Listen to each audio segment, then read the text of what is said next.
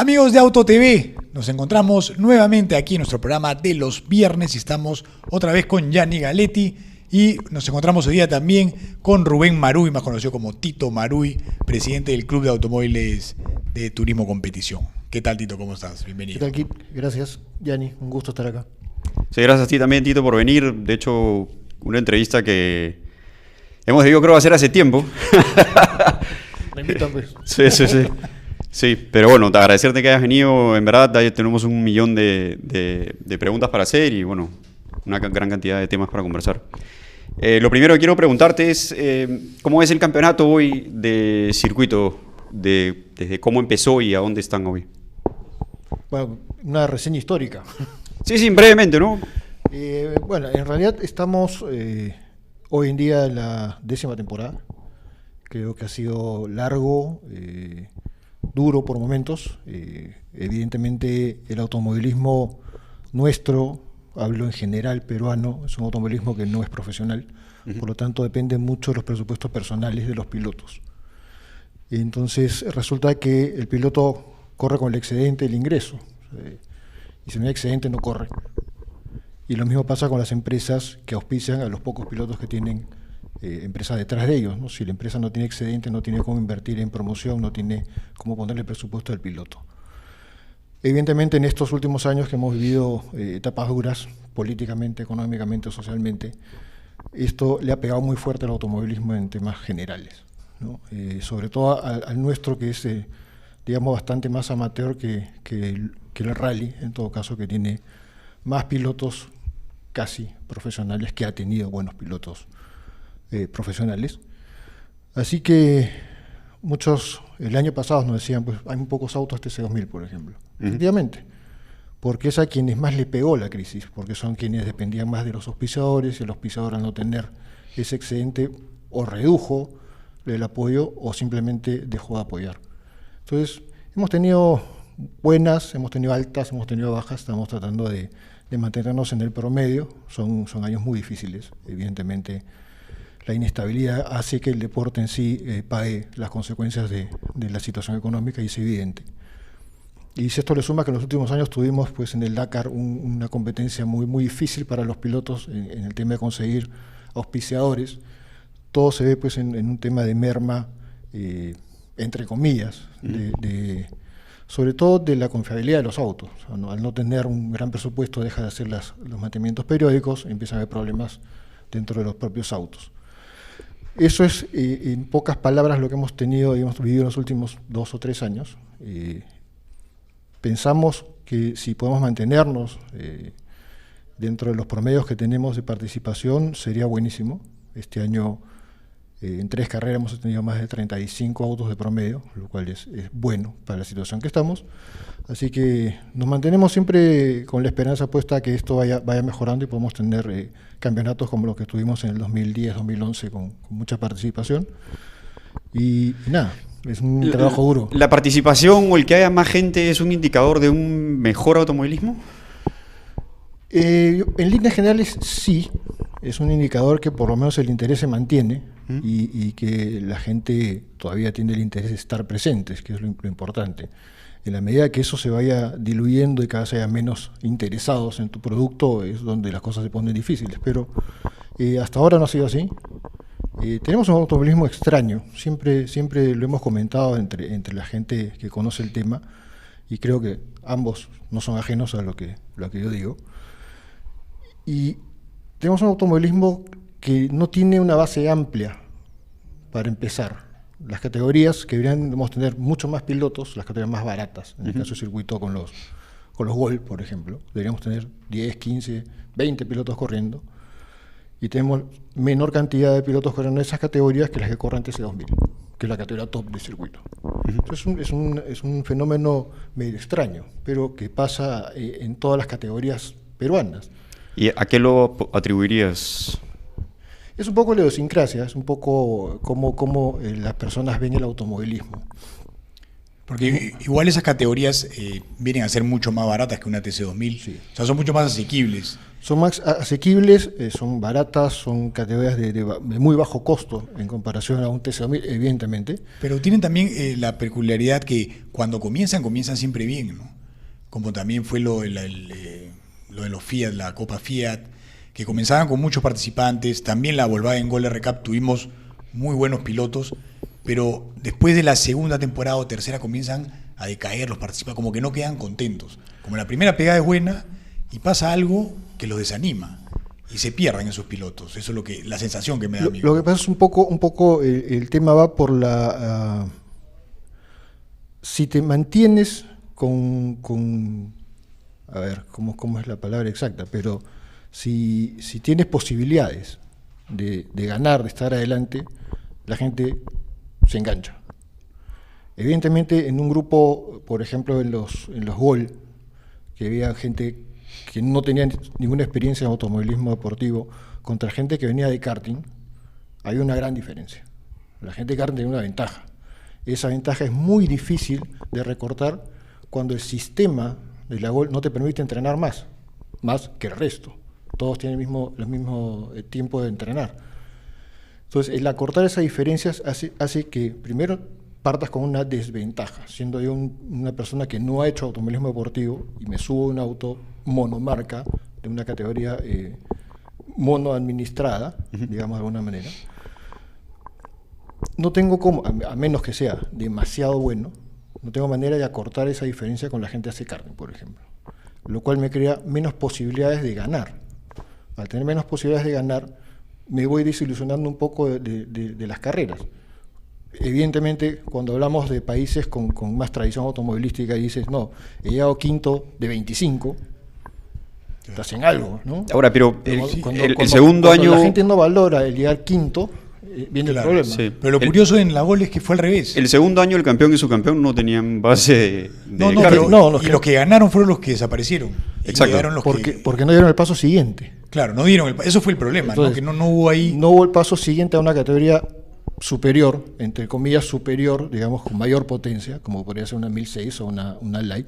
No se dio ese paso. La verdad no sé por qué no se dio el paso. Evidentemente hay algún tema... económico, te lo digo, económico y también de cuánto te llama una categoría por correrla. Sí, en realidad hay muchas respuestas al por qué no se dio el salto, esta gente no dio el salto. Creo que una es lo económico. No son categorías baratas, y si lo comparas con lo que gastaban en la promocional de Gol, era evidentemente 10, 12, 15, 20 veces más. Al final no era tanto el costo por carrera, era más el tema del auto en sí, de arrancar con el auto. Siempre, claro. A ver, siempre el peor momento para un piloto es el año 1. Es el año en el que tienes que o comprar o armar el auto y correr el campeonato. Ese es el año complicado. Si superas ese año, lo usual es que luego puedas mantenerte de alguna forma hasta que, bueno, en fin, si es que no tienes auspicios y ya se pone un poco más complicado. Es el año complicado en la medida que haces la inversión para estar en la pista. Exacto. Pero es el año más fácil para ti porque tienes una ilusión. No, bueno, ya, entonces, sí, pues, pero... Ese año no lo abandonas. Pero la ilusión se te acaba a fin de mes cuando ves que no llegas, pero ni... La ilusión se va acabando, sí. y cuando disminuyen las posibilidades de estar adelante, cada vez tu ilusión se va acabando. Sí, entonces, pero es complicado, es complicado. Sí, de acuerdo. Porque es complicado, porque somos una sociedad que vive mucho del qué dirán. Nosotros siempre hablamos de pilotos de Facebook, hay un montón de pilotos de Facebook. Claro. ¿no? Pilotos que no tienen la pasión por correr, pero quieren tener ese reconocimiento de la gente. Entonces, no necesariamente corren porque les gusta o les apasiona correr. Corren para tener de alguna manera algún reconocimiento en un grupo social. Ellos son los primeros que abandonan. Claro. Porque no tienen ese reconocimiento, la organización insatisfechos. La organización debería hacer algo para que creo que lo hacen, ¿no? Para que esa gente no se vaya. Yo creo que no creo que los mismos pilotos deberían acostumbrarse a ellos mismos mejorar. Es un tema bien complicado porque se refiere directamente a personas y cómo las personas persiguen el automovilismo. Nosotros, y creo que los incluyo a ustedes, son un tipo de automovilistas diferentes. A nosotros nos apasiona el automovilismo. Es decir, no corren porque ha habido circunstancias que hacen que no puedan seguir corriendo, pero hicieron el intento, campeonaron ambos en las categorías del circuito y saben perfectamente lo que yo estoy diciendo y lo que estoy hablando. Hay mucha gente que no tiene esa pasión, pero entra con una expectativa diferente al automovilismo. Nosotros siempre decimos, cuando vas a ver un rally, te sientas en el cerro a ver pasar los autos y escuchas que el que está en el cerro viendo la carrera maneja más que el que viene en el auto manejando. Claro. No, que mira, ese mismo, mira, le metió 20 minutos.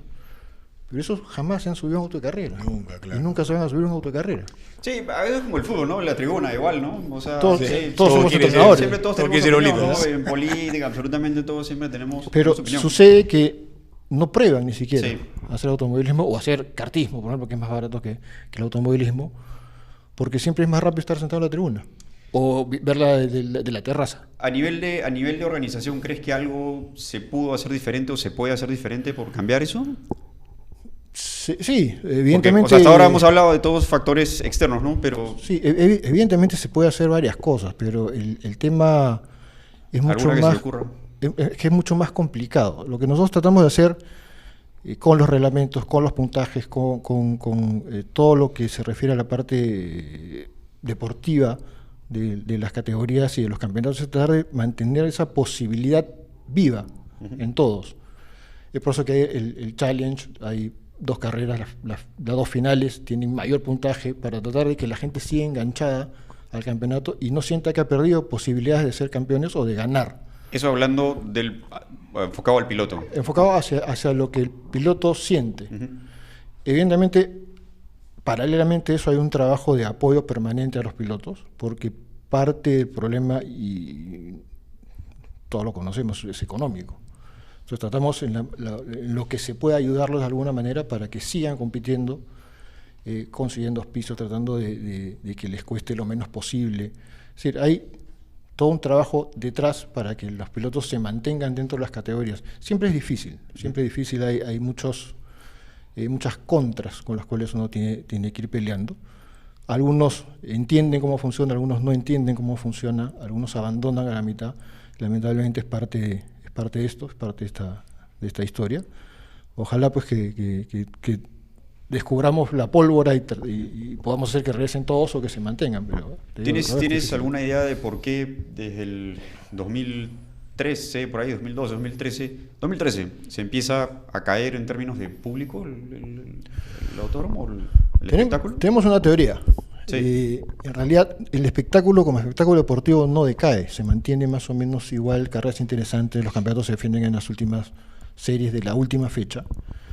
Pero teníamos el problema que entre el 2010 y el 2013 el autódromo era nuevo, era una novedad dentro del sistema deportivo. Ujú. Y se empezó a ver como era un evento social el autódromo, ¿no? Eso pasa en todos los negocios. Tú abres un restaurante, los primeros 2-3 meses eres exitoso, los 4 eres exitoso, después de un año empieza a decaer y tienes que empezar a tratar de ir modificando tu infraestructura, cambiando la decoración, cambiando la carta, para tratar que los clientes no se sientan aburridos de lo mismo. Es un poco lo que pasa. Tenemos un circuito, tiene un solo trazado básico, corremos horario y antehorario, pero básicamente es el mismo trazado, podemos hacer 4 circuitos diferentes en el año. Pero siendo la 10ª temporada, como comprenderán, ya hay gente que se la sabe de memoria para arriba y para abajo. Siempre hay alguien que va más rápido que tú, pero dentro del promedio van todos muy parejos. Y el espectador también se aburre de ver el mismo circuito, se aburre de ver los mismos pilotos, probablemente se aburre de ver el mismo espectáculo, que es un tema de show.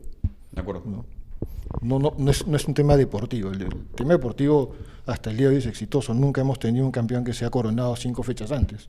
No hay manera, siempre ha sido hasta el final. Entonces, el mantener esa expectativa es la que mantiene a los pilotos adentro. Pero el público es totalmente distinto. De acuerdo. Sí, te lo pregunto porque estoy de acuerdo contigo que se agota el espectáculo. Y la mejor muestra es la primera carrera que viene el R8 al Perú, explotó el autódromo, claro. ¿no? En las 6 horas. Sí. Sí, pero lo raro, por decirlo, lo irónico es que no fueron a ver el Audi, fueron a ver el Ferrari. Sí, La gente fue de a ver, acuerdo. claro, Ah, pero a el eso- auto a que eso- a lo que voy- era exacto. más rimbombante ir a ver una Ferrari correr que... De acuerdo, a lo que voy es que hubo algo diferente, ¿no? Algo Sí, cambió. sí, claro. Y coincidió esos dos Igual autos. las siguientes 6 horas, cada vez que iba el Audi yo notaba que era un espectáculo distinto para la gente, no era ver como un monstruo distinto dentro de la chutana. Nunca se había Sí, visto algo sí. así, ellos estaban acostumbrados más a ver autos más de producción. Lo que pasa es que también viene un factor que es interesante porque lo hemos analizado en las últimas, no sé si 2 años atrás, con la gente del directorio de la categoría. La gente quiere ver autos que normalmente no ve en la calle, ¿no? Quiere ir a ver superautos que corran en el autódromo. Es una de las razones por las cuales el Audi en sus participaciones tiene mucho éxito. La gente no está acostumbrada a ver un superauto corriendo. Y creo que eso fue quizás no un error, pero sí una decisión que debimos haber sopesado mejor.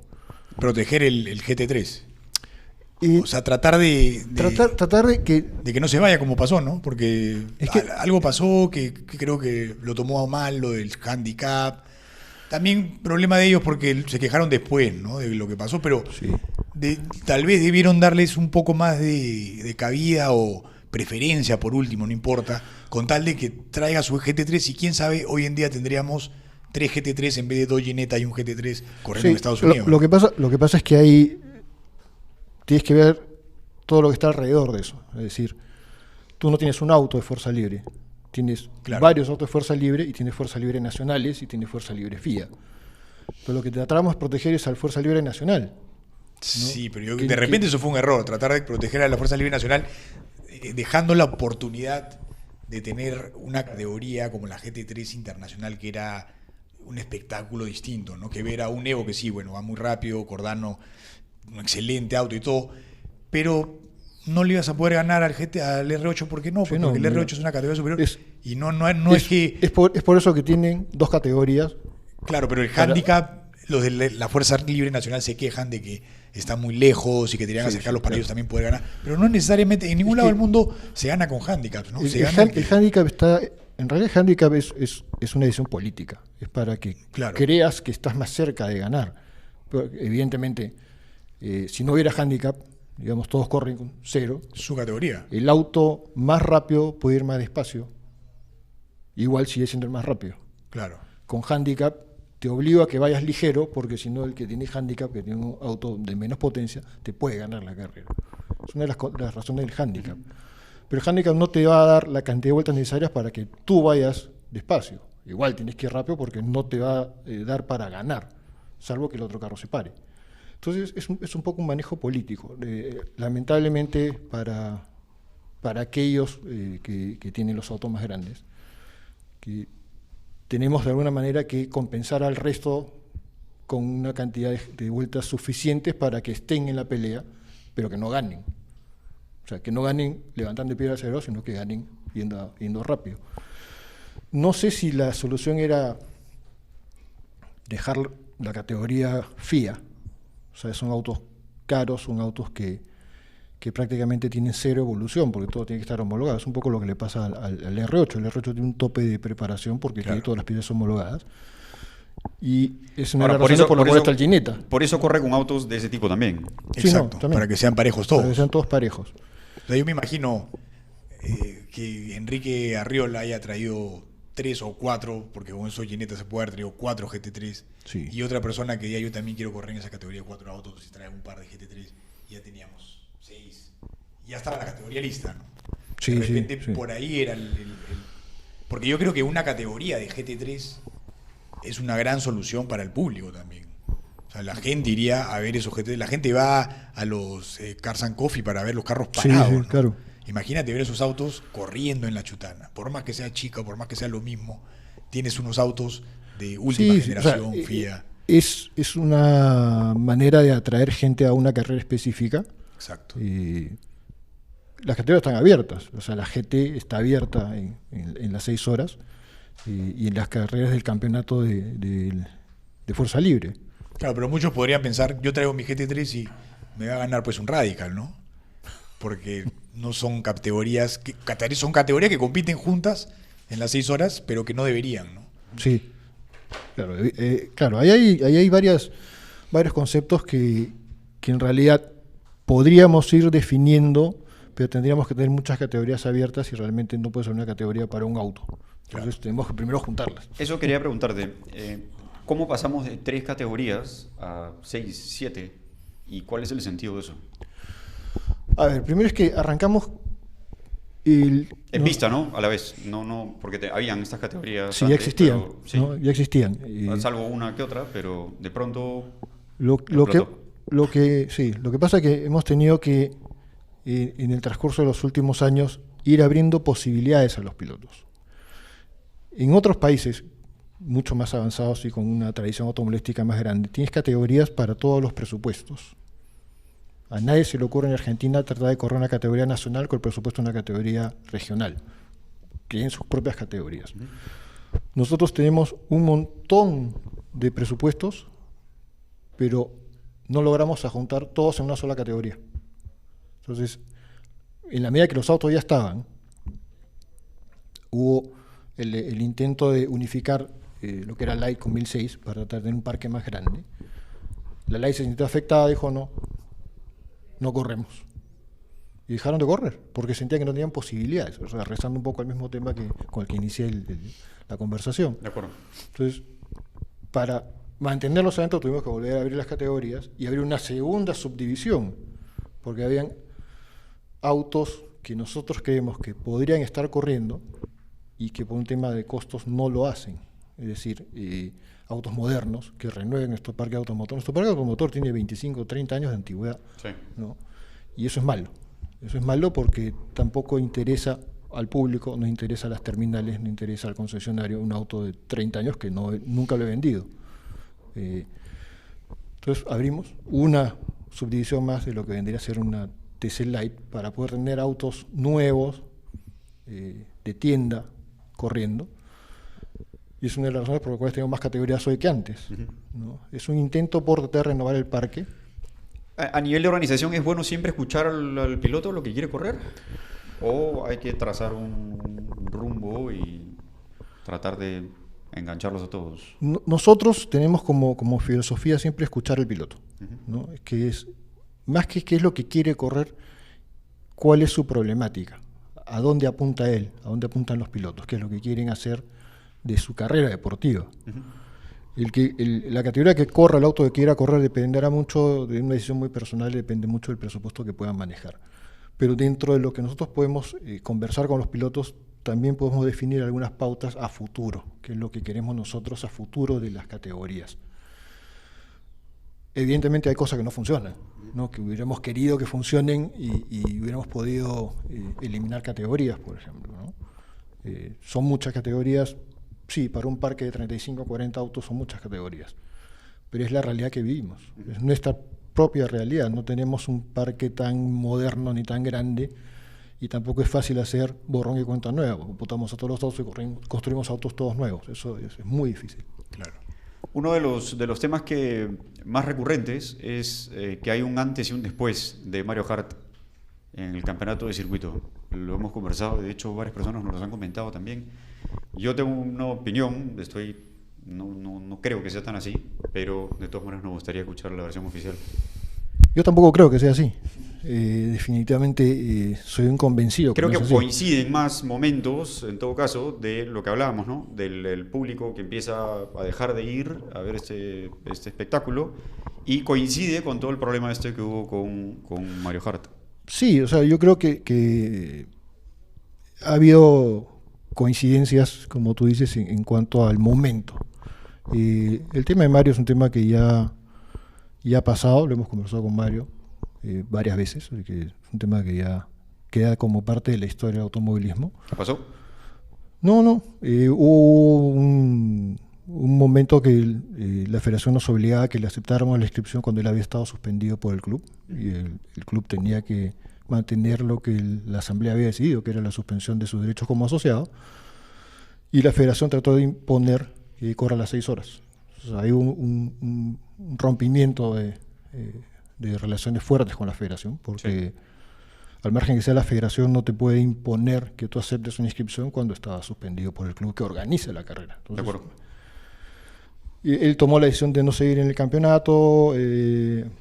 Antes de eso, es decir, había varios temas previos, pero regresando a la pregunta, yo he escuchado también lo mismo. Es decir, mucha gente cree que cuando corría Mario había más gente en el autódromo que después que él dejó de correr. Evidentemente, yo soy un convencido que no es así. Es un tema absolutamente coyuntural del momento que vivió el autódromo en esos años. O sea, es así, pero no es ese no el es motivo. no es debido a. Exacto. ¿No? Con o sin, creo que hubiéramos tenido el mismo resultado. Y que es un tema que preocupó en un principio, ese bajón. Después nos dimos cuenta que era algo que debimos haber previsto también, ¿no? De acuerdo. El aburrimiento, de alguna manera, por decirlo, de la gente. Tenemos un solo autódromo en Lima, entonces vas al mismo restaurante todos los meses a comer lo mismo. De acuerdo. Entonces, es un poco lo que pasó. Pero, Mario, por ejemplo, ¿no crees que hubiera sido más útil, justamente por estos problemas de pérdida de gente, hubiera sido más útil aprovecharlo a él en vez de... bueno, fue decisión de él al final, ¿no? Pero intentar de que no se vaya a hacer lo posible, que no se vaya... Por ejemplo, ahorita mismo está corriendo el Rally Móvil de Chile y lo que hace Horta con él es simplemente lo utiliza para que...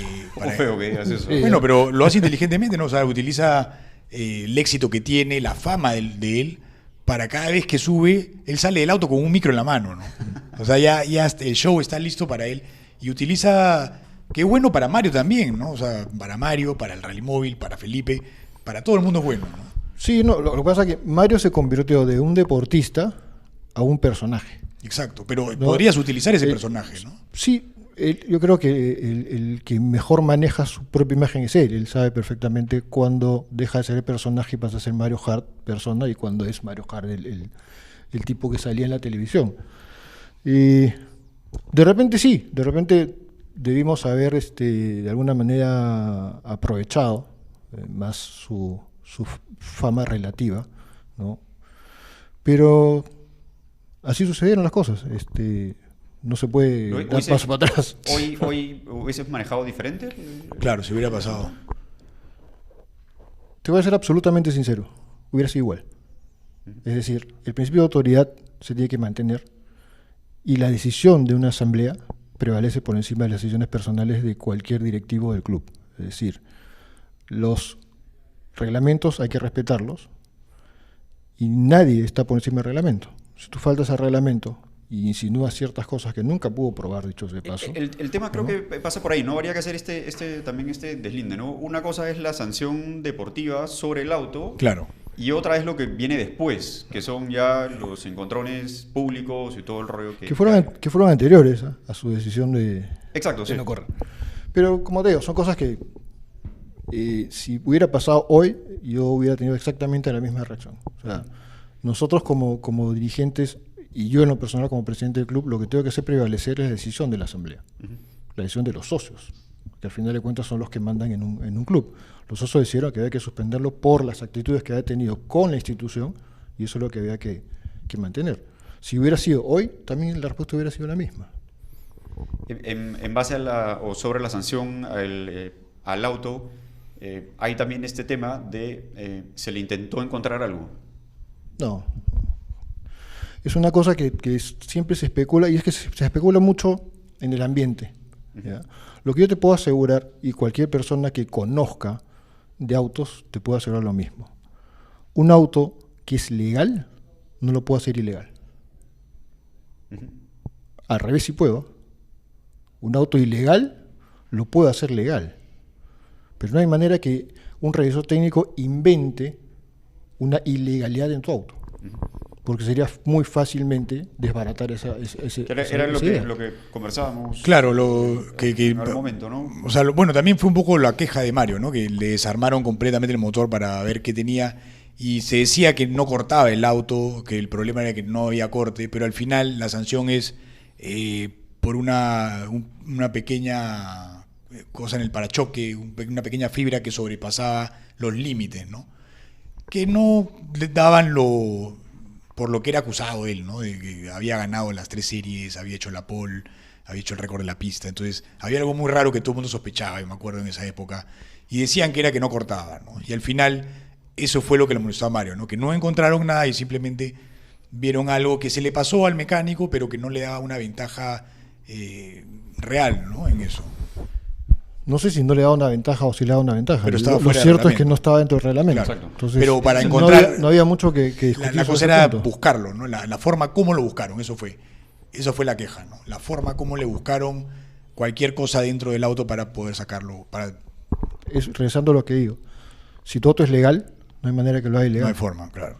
El auto tenía una parte del auto era ilegal. Entonces no había ninguna Igual aquí que discusión. Nieves también lo excluyen por eso. Aquí que Nieves Por lo sí, mismo, porque yo tenía lo mismo también, pero a mí no me revisaron. Pero tú pasaste piola. Sí. No sé si era Quique, sí, porque Era era el Quique auto de Nieves. Javier Cárdenas. Exactamente, yo también tenía el auto de Javier y fue Sí. por eso que yo campeón, ¿no? Así Porque es. si no, no campeonaba. Te Efectivamente. agradezco, ¿no? Pero a lo que voy Efectivamente. esa fue la incomodidad de Mario, ¿no? Fue lo que él sintió. Él sintió de que si no encontraban algo por acá, busco por allá, tráeme el parachoque, que hay que revisar, y al final lo encuentran, ¿no? Es que siempre va a haber aquel que es sancionado por algo de este tipo, siempre va a pensar que se hace adrede. Pero como te digo, si no hubiera tenido eso, hubiera pasado la revisión. No hubiera pasado nada. Sí, también por dos lados. Sí. Con el otro punto difícil y polémico, la definición del campeonato del 2017 con Fuller ¿Ya? y Salvador. También se ha hablado muchísimo de eso, se ha especulado muchísimo, al final quedó en no reclamo de Fuller, pero hay esta sensación de que se manejó el reglamento para que los dos queden excluidos y de esa forma Salvador podía ser campeón. ¿Quién manejó el reglamento? Se interpretó. Sí, sí, O sea, que eran varias formas de interpretar el reglamento. exacto. Y todas las interpretaciones fueron a favor de que Salvador salga campeón. Sí, puede ser. O sea, la interpretación que dieron los comisarios deportivos fue que los dos estaban excluidos. Claro. Entonces, lo que hay que, a ver, hay que ahorrar un poco es la idea errada que tiene mucha gente. Las máximas autoridades de una competencia son los comisarios deportivos. No es ni el club, ni el presidente del club, ni la directiva no interviene. Es más, está el presidente del club, en mi caso, es prohibido tener una función ejecutiva en la carrera. No puedo ser ni siquiera parte del comité de organización. Para eso hay un comité de organización que se encarga de ver todo el tema administrativo. Los comisarios son los que ven toda la parte deportiva, son las máximas autoridades deportivas no ejecutivas, porque la autoridad ejecutiva es el director de la prueba. Y los comisarios no son parte del club. Los comisarios se nombraban en ese momento. 2 comisarios eran de la Federación Peruana de Automovilismo Deportivo y un comisario del club. Y las decisiones se toman en forma colegiada. Es decir, si de alguna manera el club quería que gane fulano de tal, no hay manera de hacerlo. Las decisiones no las toma el club. Perfecto, no digamos que el club quiere favorecer a alguien. Te pregunto, fuera de tu condición de presidente total, ¿no te parece cuanto menos polémico o no te parece una decisión compleja, muy compleja? Compleja sí porque era una decisión que definió un campeonato. Y ¿Crees que esto hubiese pasado si hubiese sido la primera fecha? Sí, también. Sí. Sí. Okay. Uno de los pilotos más sancionados en el automovilismo de circuito es Salvador. O sea, está demostrado que no hay un favoritismo de los comisarios deportivos con Salvador por alguna razón X. 2, es siempre difícil, no solamente en este caso, sino en cualquier otro caso, que tengas que decidir una sanción a un piloto.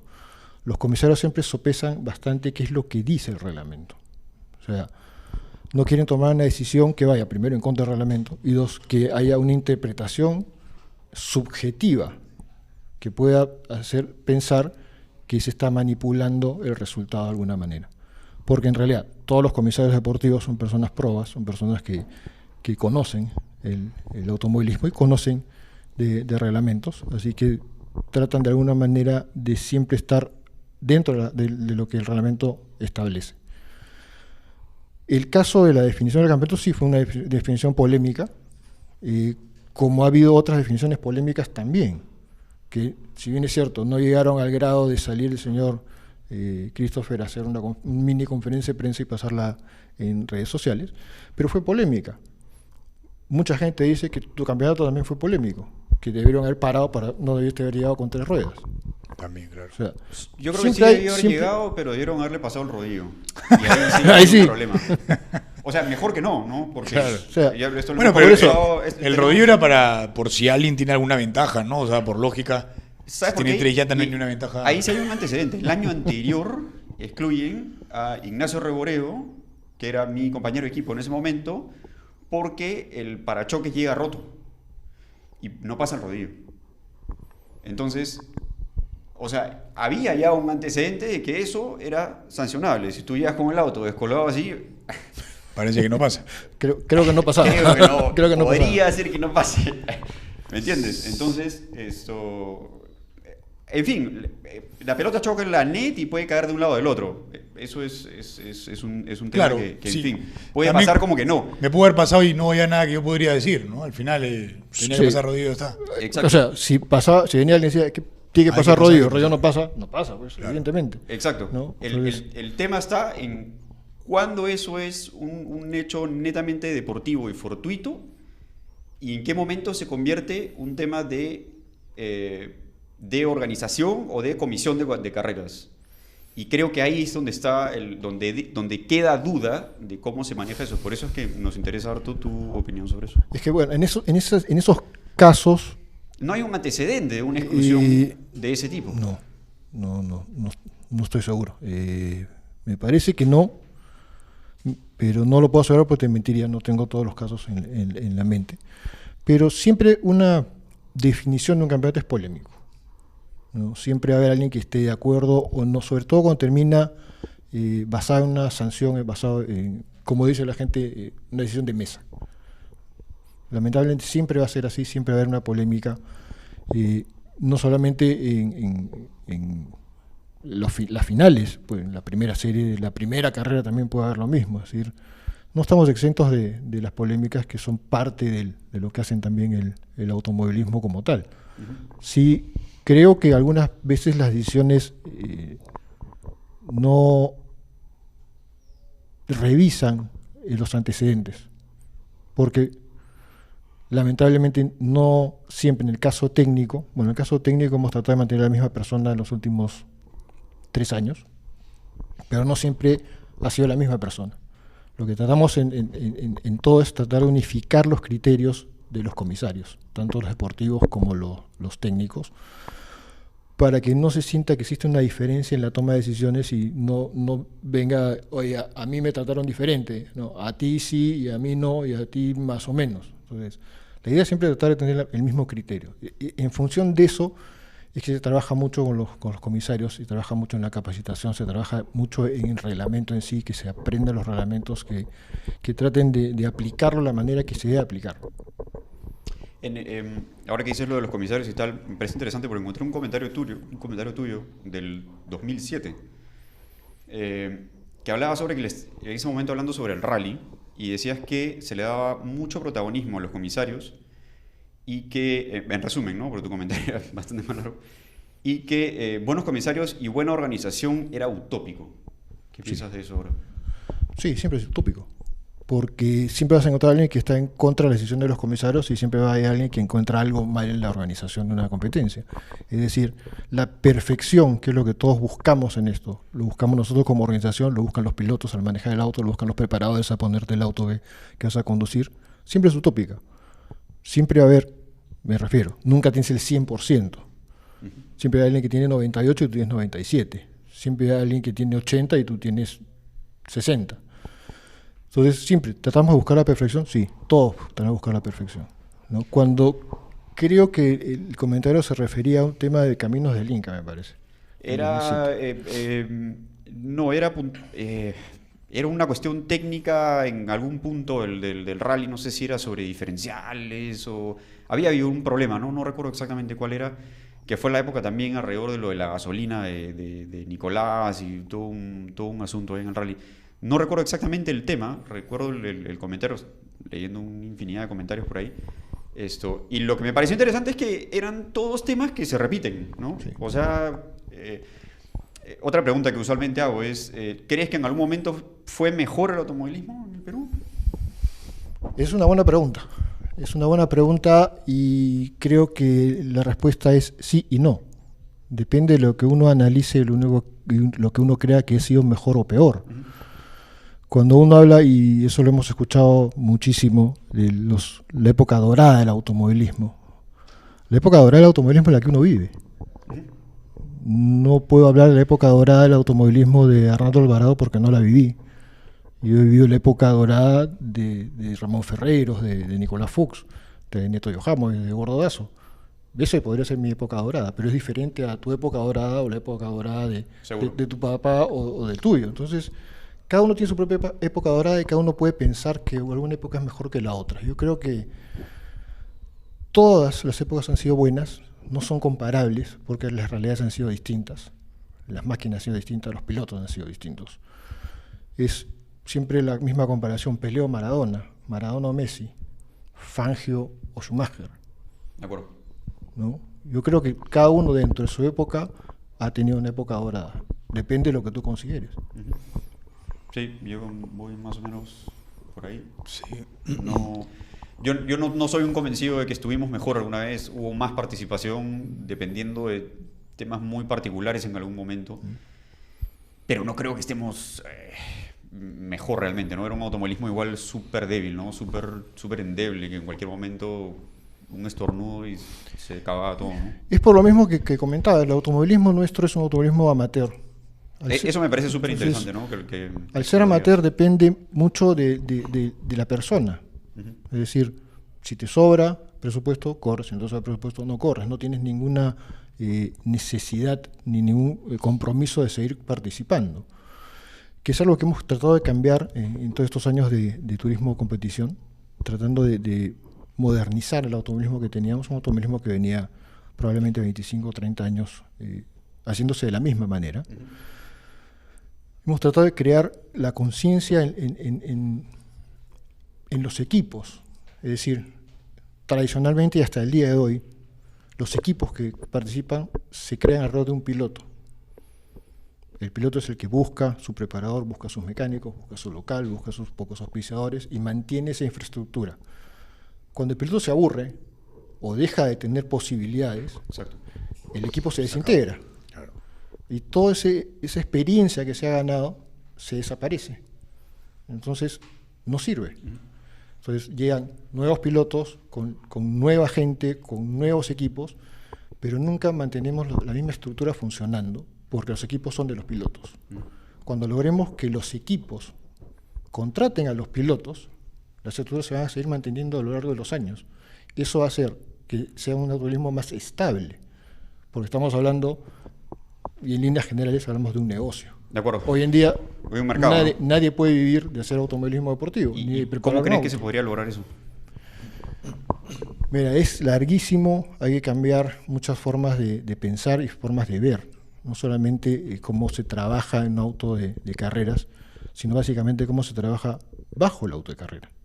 Pero es un tema ¿piensas de deportivo, de pilotos, de estructuras, o hay algo que hacer a nivel de organización también?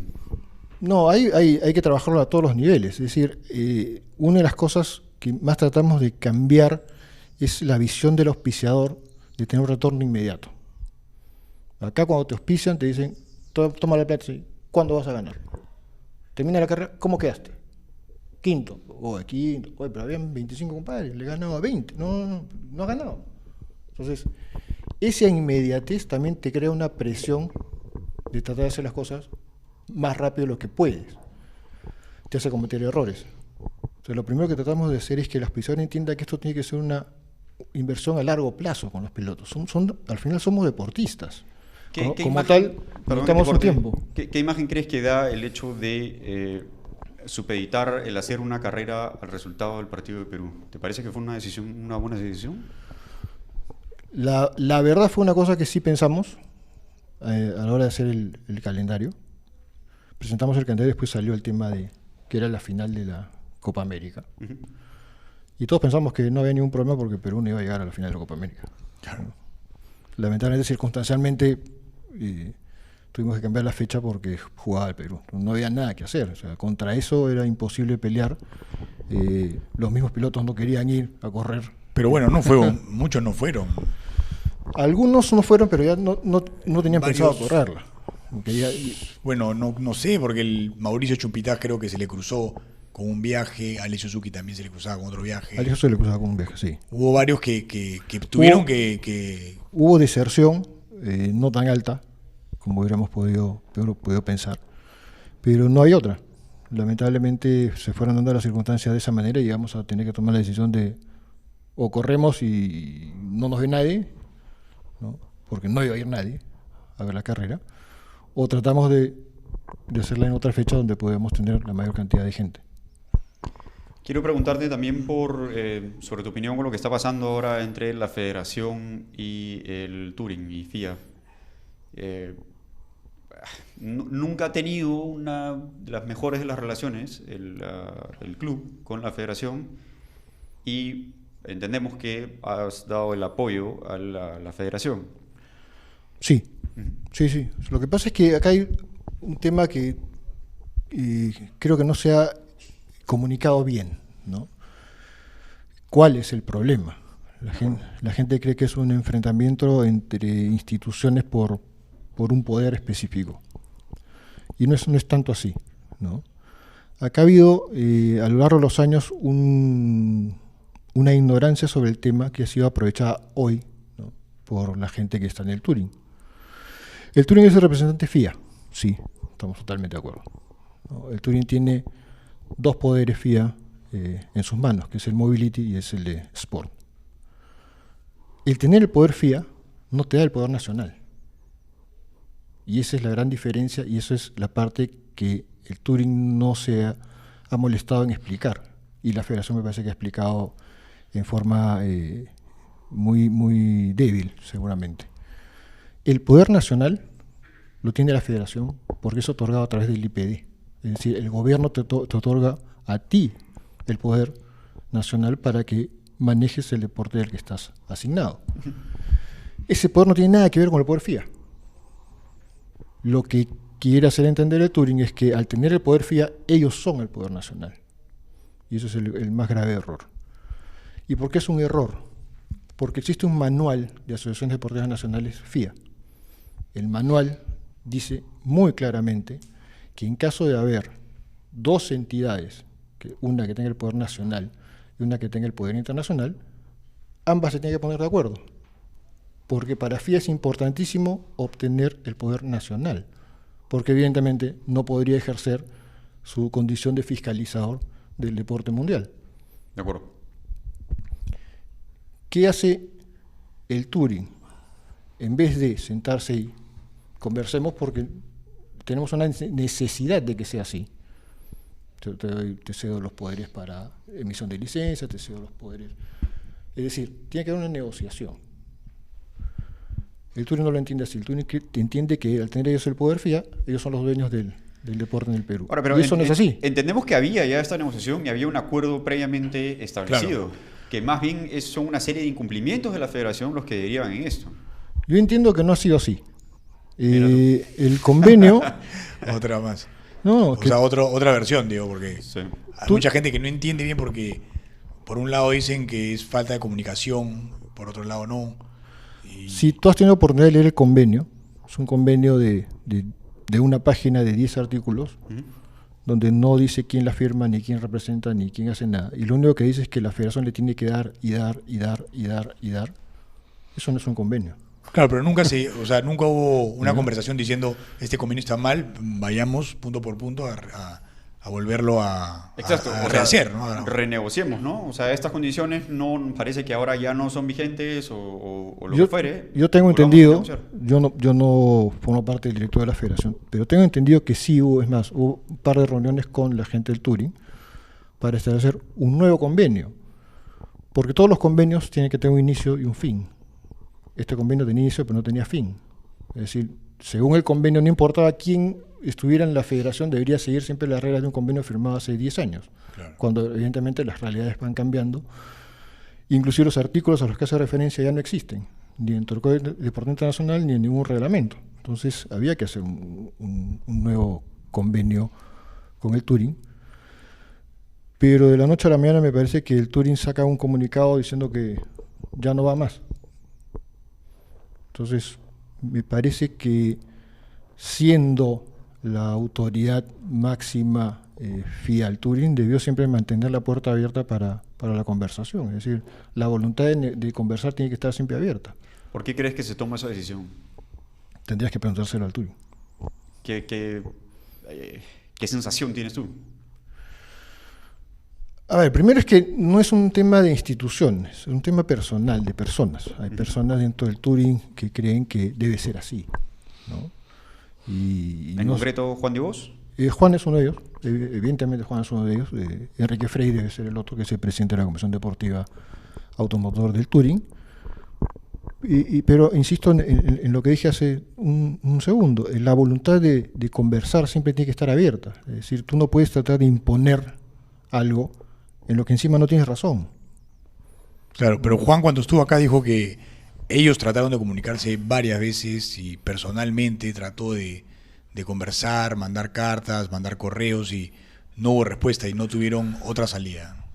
Eso fue lo que dijo Juan. Sí, yo tengo otra versión también. O sea, vamos a llegar a y la misma federación reconoce aquí también que hubo falta de comunicación, ¿no? Que ellos también pudieron haber hecho algo más, reconocieron que cometieron varias faltas también. También, que no respondieron los correos porque no les habían respondido los anteriores, entonces ¿para qué les voy a mandar los otros? O sea, hubo de parte de los dos. No es, o sea, si lo ha reconocido la gente de la federación y lo ha reconocido la gente del Turing que hubo una falta de comunicación. Es que es evidente que hay una falta de comunicación. Uh-huh. Es absolutamente evidente que ha habido una falta de comunicación, pero también no hay la voluntad de sentarse a conversar. De ninguna de las dos partes. Yo sé que había acordado una reunión con el Turing y después el Turing la levantó y no dio más fecha para una reunión. Pero me parece que es un tema que no va para más. O sea, hay cosas que hay que sentarse y conversarlas porque no les conviene a ninguno de los, y menos al deporte. Y menos al Turing. O sea, el deporte va a seguir habiendo porque tenemos federación y tenemos IPD. Claro. Al final de cuentas podrías perjudicar a dos o tres que quieren correr afuera, claro, pero dentro de las funciones del Turing no está perjudicarlo. O sea, igual tiene que darle la licencia internacional para que vayan a correr. Entonces, exacto. ¿para sí, qué? Eso lo ha aclarado también Juan, ¿no? Simplemente se empadronan y ya está, ¿no? Ves que no puedes empadronarte de una institución que no forma parte del sistema deportivo nacional. Pero para correr fuera. No hay, para correr fuera tú solicitas la licencia, no tienes que empadronarte. Hay un requisito, tienes que presentar tu documentación. No, pero claro, pero no cabría una sanción en el caso de no ser reconocido por FIA. No necesariamente. Pero si estás en un país donde hay representación de FIA y tu licencia no está reconocida por la FIA, serías de alguna manera ilegal. No, porque primero, nuestras carreras no son reconocidas por FIA. Ese es el otro de los grandes errores. Tú agarras una licencia del 2012, 2013, 2014, 2015, la que quieras. Licencia de la federación no dice FIA en ningún lado. Entonces, ¿cómo yo, piloto, que voy a la federación, saco mi licencia, sé si es FIA o no es FIA si la licencia no lo dice? Entonces, tengo que asumir que no es FIA. Tendría que sacar dos licencias, quiero correr fuera y en el Perú. Es un absurdo. Entonces, ¿para qué tenemos a la FIA como representante en el Perú? No serviría de nada. No, a ver. FIA es importante, ¿por qué? Porque congrega a un número determinado de países bajo unas mismas reglas. Pero esas reglas no son, o sea, no las utilizan acá. Es que la parte de seguridad se aplica a lo que se puede aplicar. O sea, no es que no podamos aplicar al 100% las reglas, las normas FIA en cuanto a seguridad. Hay cosas que no se pueden aplicar por temas de costo, por temas de realidades. Pero básicamente en el tema de circuito nosotros aplicamos casi 98% todas las normas de seguridad FIA, porque es una institución que se ha preocupado por la seguridad de los pilotos y la seguridad de los espectadores en los últimos 30 años. Habría que ser ciego y bruto para no darse cuenta que eso funciona. Pero por otro lado también tienes que los grandes avances de la seguridad en el mundo automovilístico han salido de Estados Unidos, adoptados por FIA después. Entonces, no es que FIA tienes que pedirle permiso a todos. O sea, es una cosa, creo que bastante aceptable que las normas sean generales. No tenemos categoría FIA. Exacto. Entonces, ¿cómo pretendemos ser FIA si no tenemos categoría FIA? Entonces, hay una incongruencia en lo que se conversa. Pero justamente por eso, o sea, si no tenemos nada que ver con FIA, realmente no hay mucha diferencia. ¿Sabes qué? Tengo una sensación similar a lo que ocurrió cuando devolvimos las licencias a la federación. Y hago la misma pregunta, ¿para qué sirve la federación? No cambió absolutamente nada. Es que sí cambió. Sí cambió. Cambió que se sentaron a conversar 1 año y medio después. ¿Ya? Pero es que la única manera... y que más o menos se hizo un campeonato nacional por ahí, pero no hubo en ningún momento ninguna sensación de, ok, esto marcó un antes y un después. Entonces, realmente, ¿cuál es la función de la federación? ¿Dónde está la federación?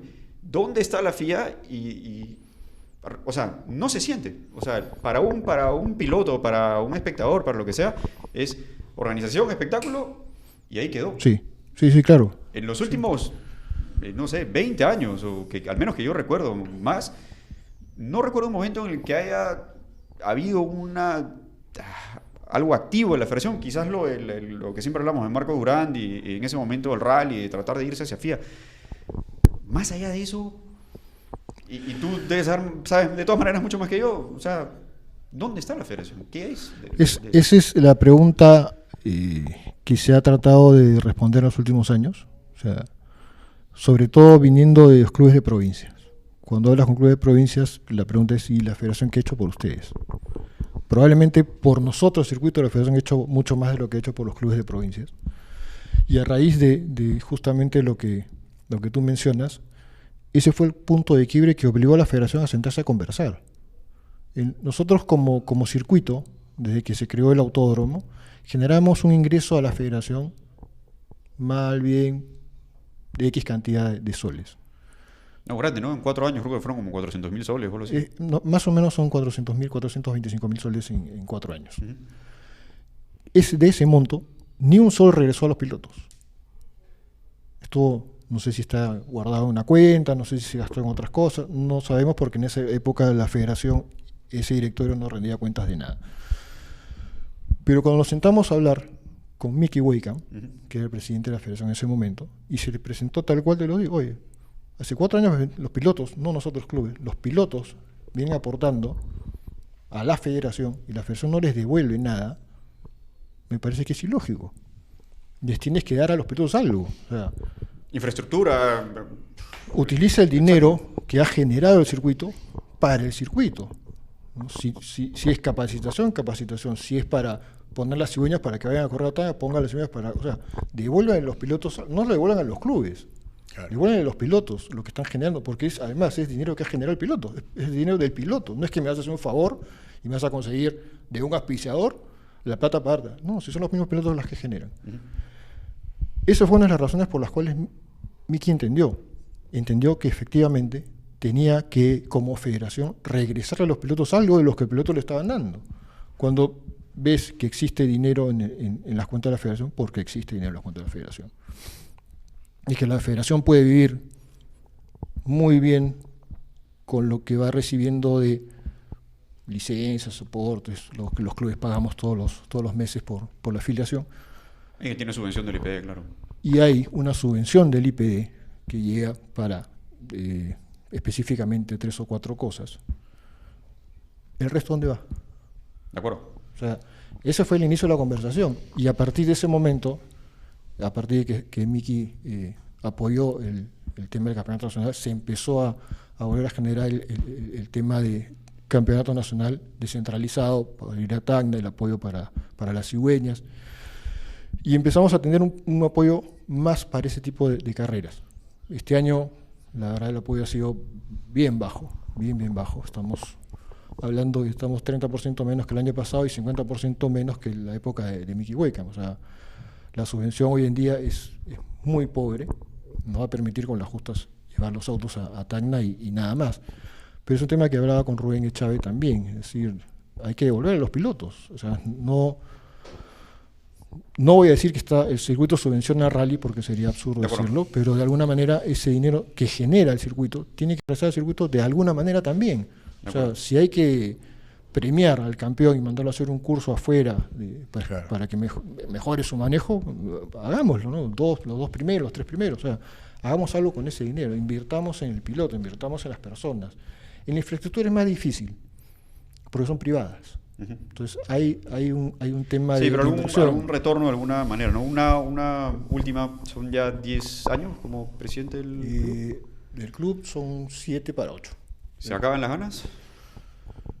Se acaban las ganas y probablemente se acaba la ilusión en algún momento de empujar y tratar de que mejore. No siempre tenemos todas las respuestas a los problemas que pasan. No hay un manual de presidente del club, no hay un manual de cómo dirigir una categoría. Tratas de buscar lo mejor de todas las categorías del mundo.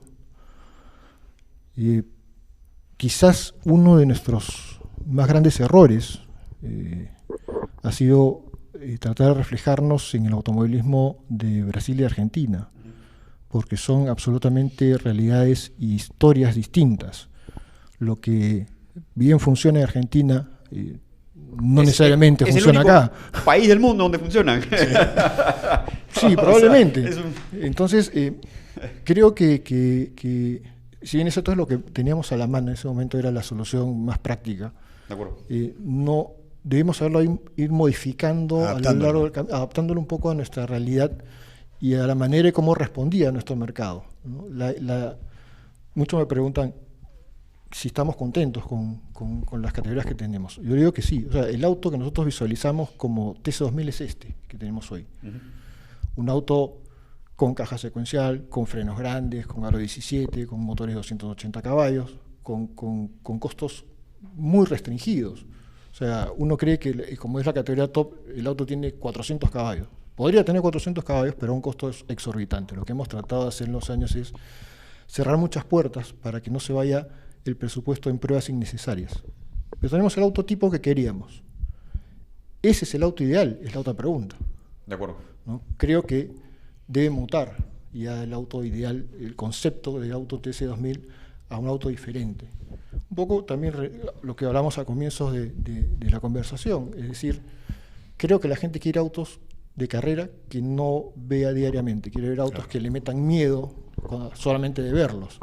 Y creo que es a donde tenemos que ir acá a un futuro más próximo. De acuerdo.